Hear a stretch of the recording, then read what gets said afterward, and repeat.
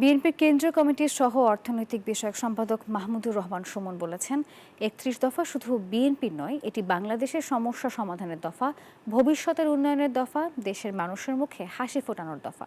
শনিবার বিকেলে নারায়ণগঞ্জের ফতুল্লায় রাষ্ট্র কাঠামো মেরামতে ৩১ দফা বাস্তবায়নের লক্ষ্যে তাঁতি দলের কর্মী সভায় এসব কথা বলেন তিনি। বলেন, ছাত্র জনতার বিপ্লবে সফল করতে হলে প্রধান উপদেষ্টাকে ফিরোজার দিকে নজর দিতে হবে। সভায় তাঁতি দলের কেন্দ্রীয় কমিটির আহ্বায়ক আবুল কালাম আজাদ বলেন, দেশে দরকার জনগণের ম্যান্ডেট নিয়ে নির্বাচিত সরকার। আরও বলেছেন, ডিসেম্বর পর্যন্ত এই সরকারকে সময় দেয়া হবে।